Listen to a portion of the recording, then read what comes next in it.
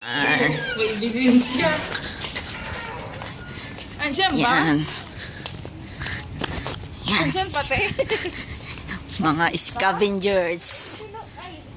Ay, ilaw. Yan.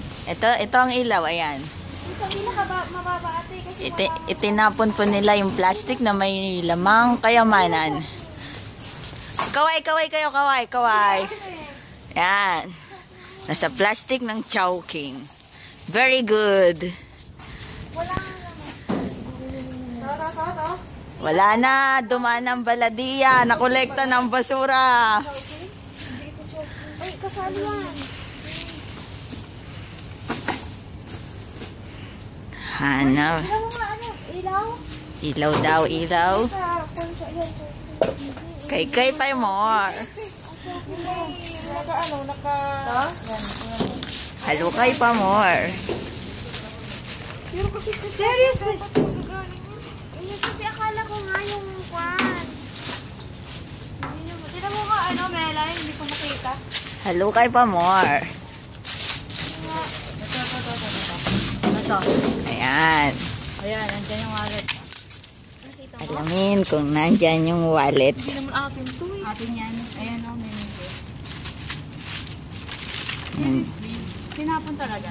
Hindi ko alam ate kasi kung sino yung nagligpit. Bigat eh. Isa pa nga, hindi ko makita.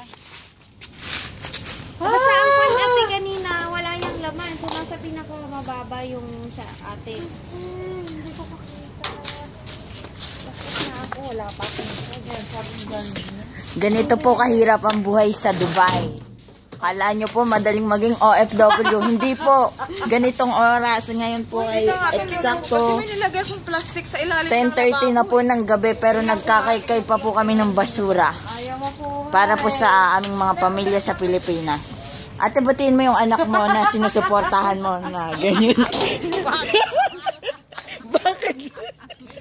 Hindi ko na alam kung ano dito. Ano nga ba ate pangalan ng anak mo? Kim? Ano ang pangalan ate ng anak Hindi mo? ate, nakalagay siya sa Chowking. Plastic. Ito Chowking. Ilang plastic ba yun? Dalawa. Dalawa lang? Hindi. Madami akong dala kanina eh.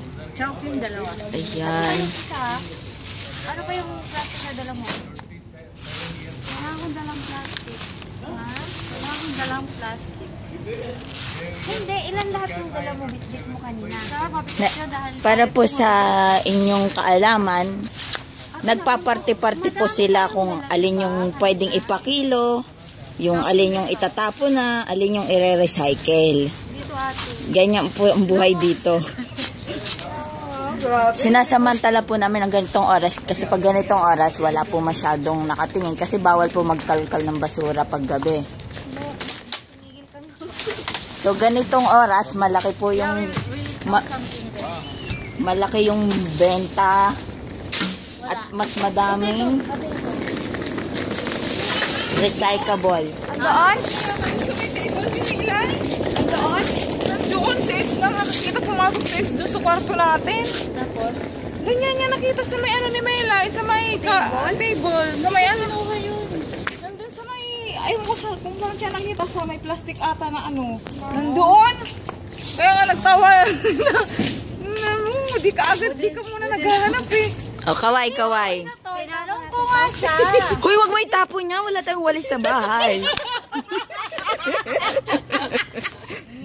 Kaya maliligo tuloy ako kasi nagkalkal ako. Diwa, no? Batiin mo yung anak mo sa Pinas sa para sa kanya yung ginawa mo. Hirap talaga. Hirap talaga ng buhay OFW. Kaway. Hello.